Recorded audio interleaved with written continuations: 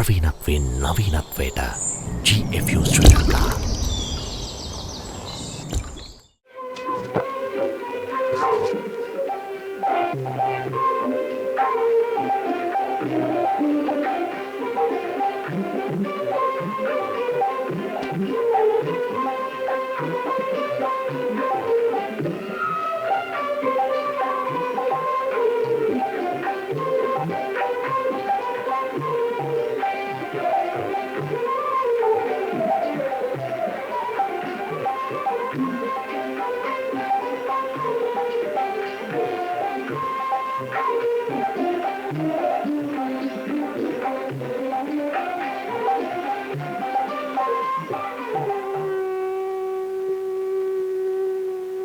High above the jungles of northern Ceylon rises the sacred hill Mihimtali.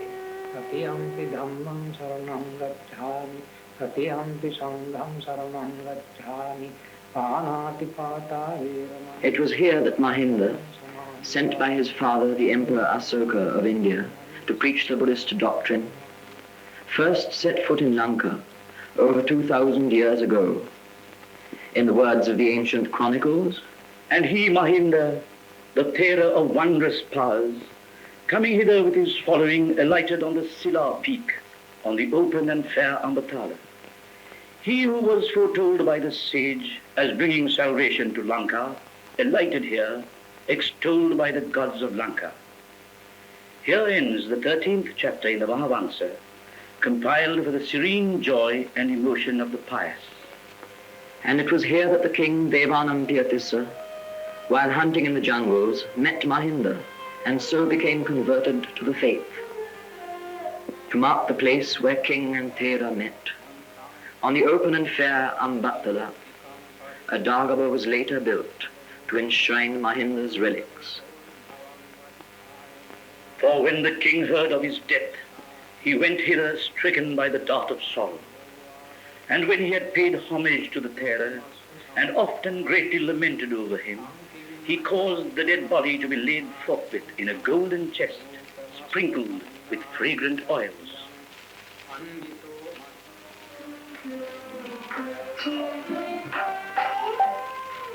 Mihimtale then was a great hill city of monks. Scattered over the slopes and the hilltops were the viharas and dagabas, the rock cells and bathing pools, and steep stone stairways of the bhikkhu community.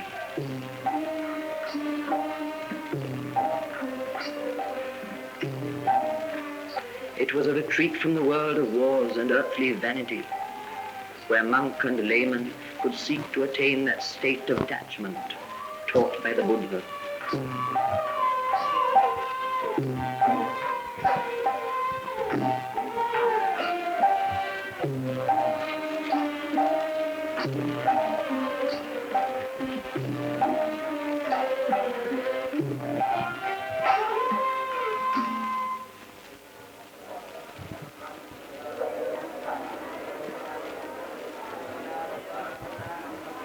Through the centuries, Mihimtale has remained a place of pilgrimage and worship, a sacred place forever, as befits the birthplace of Buddhism in Ceylon. For 20 centuries or more, the uncovered feet of dark multitudes have ascended and descended the great stairway, their owners filled with awe and seeing visions of the mighty Buddha overshadowing the island with his presence, and of Mahinda, his apostle, alighting on the topmost crag.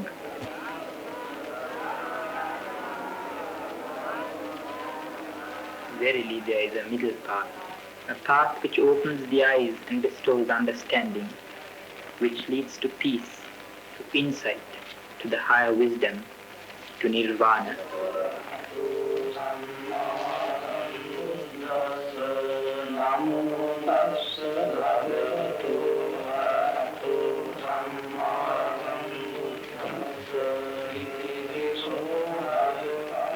Our minds shall not waver, no evil speech shall we utter.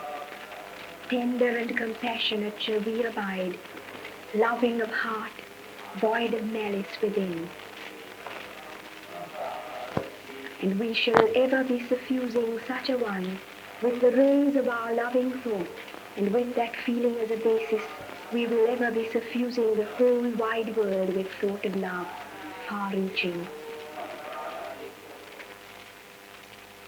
8 miles to the west lies Anuradhapura, for over 1,000 years the capital of the kings of Lanka.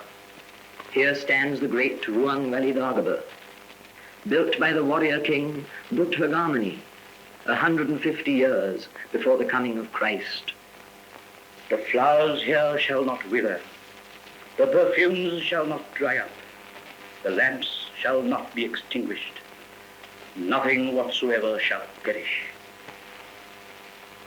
In those days, the city grew so much in size that they gave it a circuit of 12 leagues and a length of 4, with walls, bastions, and towers of brick.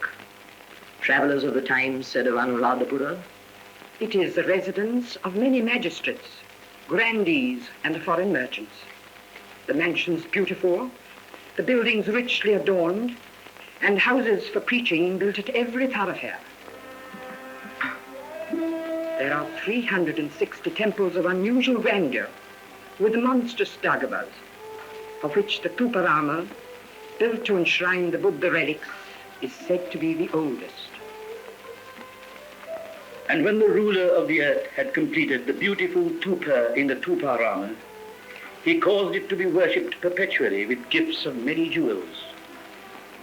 and the public buildings were richly adorned by diverse carvings cunningly wrought.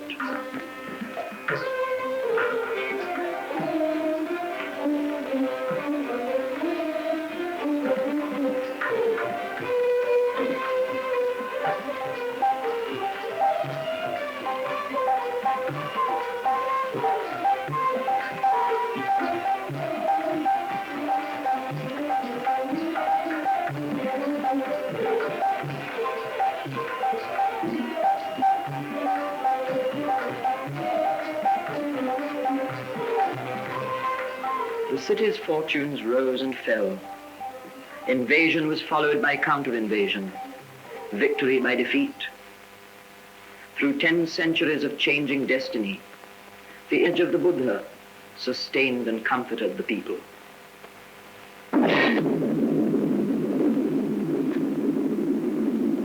But as all human prosperity has its limits, and great riches become an incentive to great vices, when this city was most prosperous, then was it ruined entirely.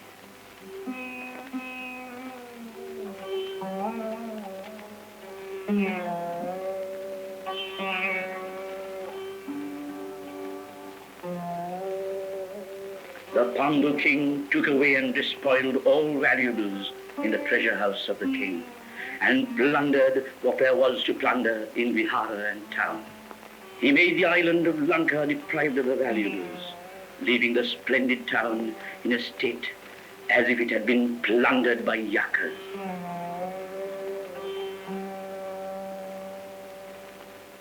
But the spirit of the city they could not destroy.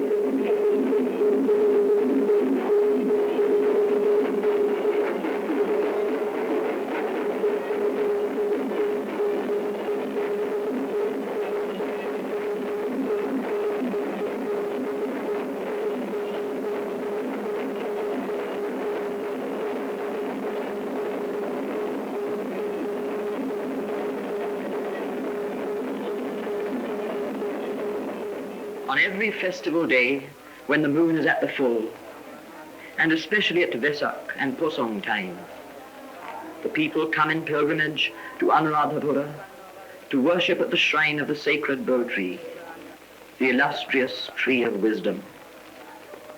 The Mahavamsa records how King Devanampiya had the south branch of that same Bo tree, under which the Gautama Buddha reached enlightenment, brought from India and planted in the royal Mahamegha Park. And when the great Bodhi tree had taken its place, all the people who had come together from the country round worshipped it with offerings of flowers and so forth. And bringing about in such wise the good of the dwellers in Lanka, the king of trees, the great Bodhi tree, lasted a long time in the island of Lanka, endowed with many wondrous powers.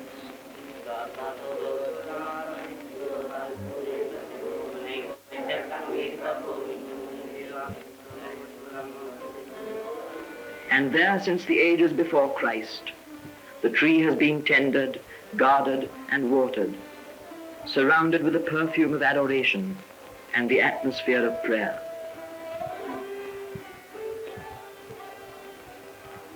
With diverse flowers, the Buddha I adore.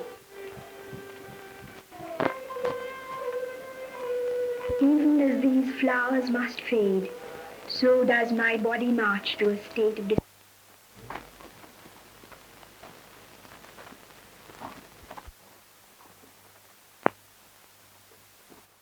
But the spirit of the city they could not destroy.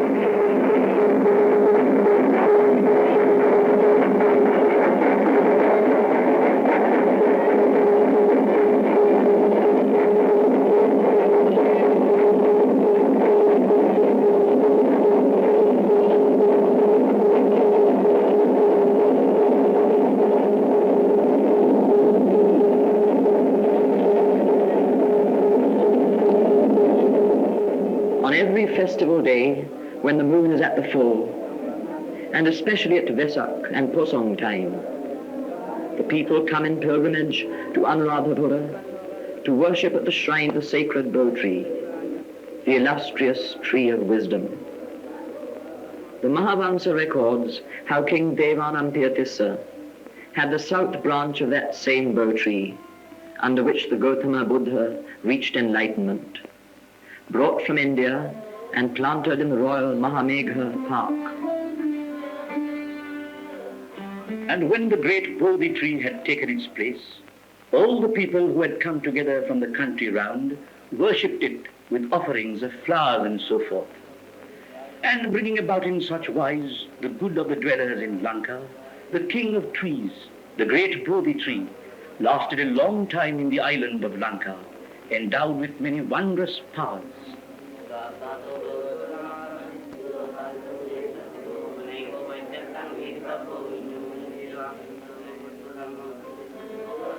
And there, since the ages before Christ, the tree has been tended, guarded, and watered, surrounded with the perfume of adoration and the atmosphere of prayer.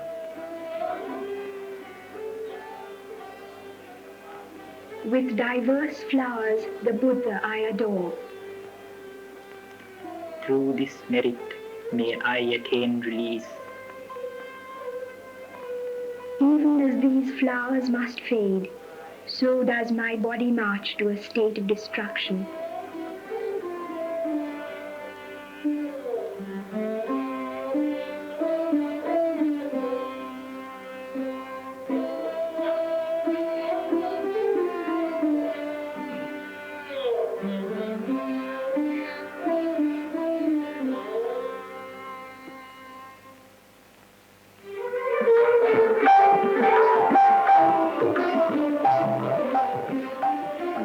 Years after the fall of Anuradhapura, Polonnaruwa became the new capital of the kings of Lanka. It was a metropolis of parks and gardens, lakes and waterways. There were temples and viharas, monasteries and palaces, hospitals, almshouses, schools and libraries.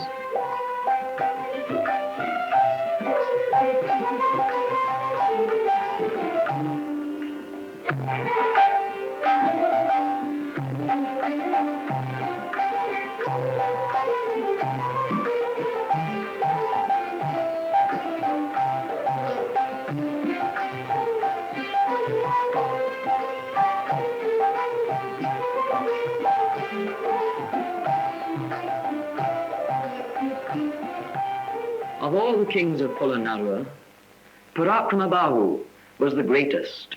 The account of his building and good works fills 9 chapters in the Mahavamsa. Then he erected there his own palace, and around it a second wreath of walls, and built thereon a palace 7 stories high, furnished with 1,000 chambers. And there he who ever trod the path of true doctrine erected an audience hall, It was surrounded by an enclosure of colored curtains and adorned with costly carvings. Again, the ruler, the leader of the earth's protectors, had a private garden built. As one felt that it showed by its beauty a likeness to the heavenly pleasure garden, it received the name Nandana.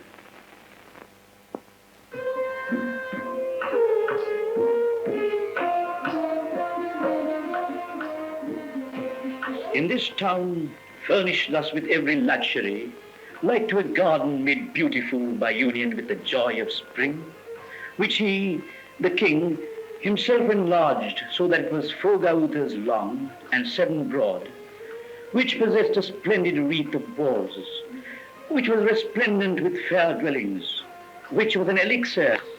In this town, the Lord of men had many temples built.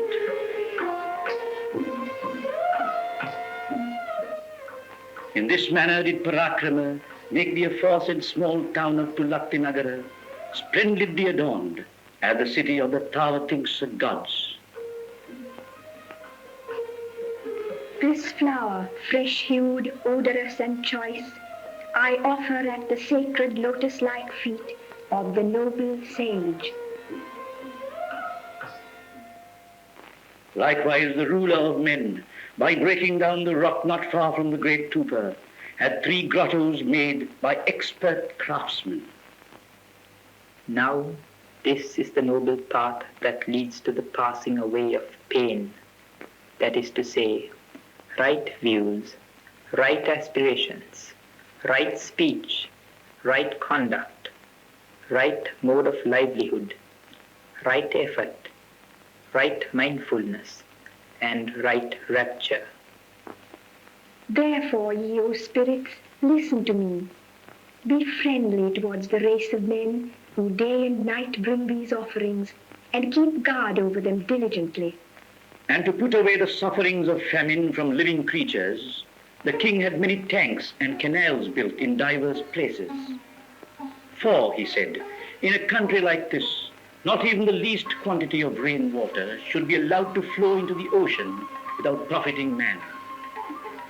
Remember that it is not meet that men like us should live and enjoy what comes into our hands and care not for the people. Let there not be left anywhere in my kingdom a piece of land, be it of the smallest dimensions, that does not yield some benefit to man.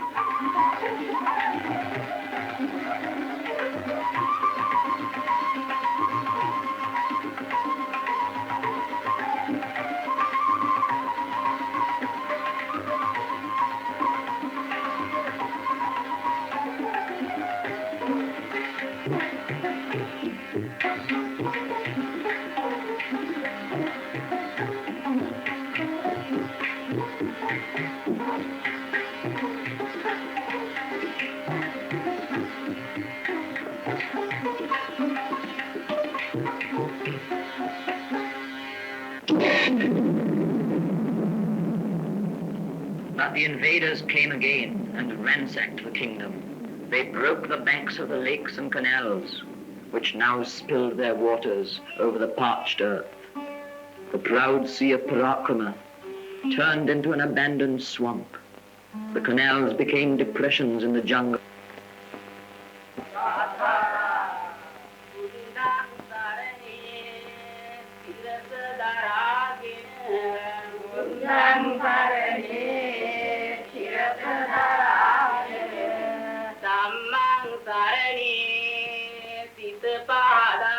But in all Ceylon, that place which is held to bring most merit to the pilgrim is Sri Pada, the mountain of the holy footprint.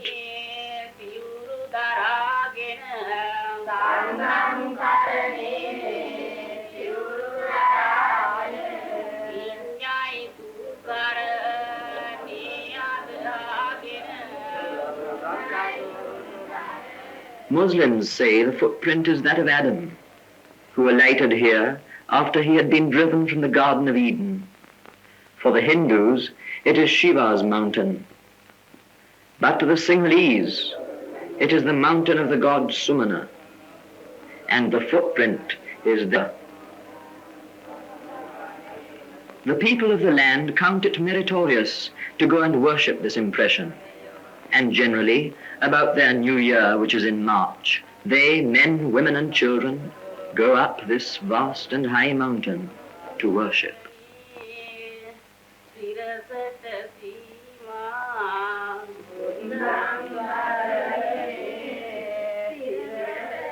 Into the dusk and all through the night, the unending procession mounts upwards, intent upon reaching the summit before the dawn of a new day breaks over the hills and jungles of Ceylon.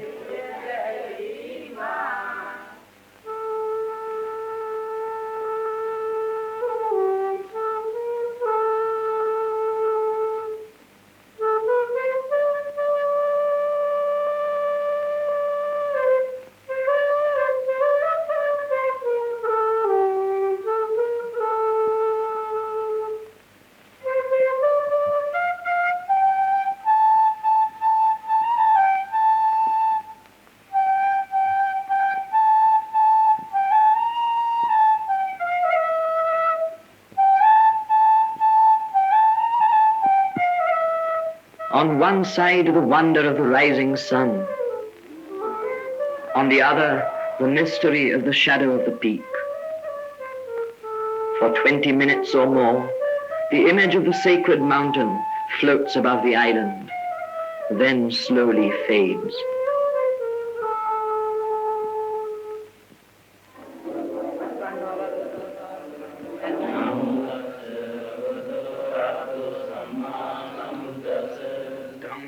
I shall not destroy any living thing. I shall not steal that which belongs to another. I shall not indulge in sensual pleasures. I shall not speak that which is untrue.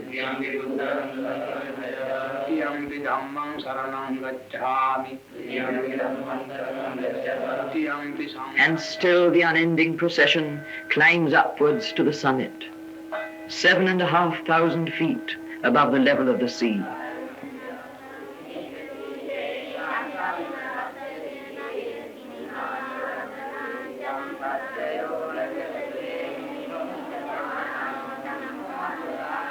At the shrine of the Holy Footprint, they offer flowers in memory of the Master.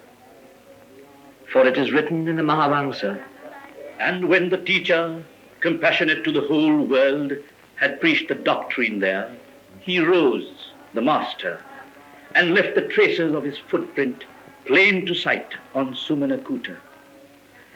Thus the Master of boundless wisdom, looking to the salvation of Lanka in time to come, visited the island 3 times. Therefore this isle, radiant with the light of truth, came to high honor among faithful believers.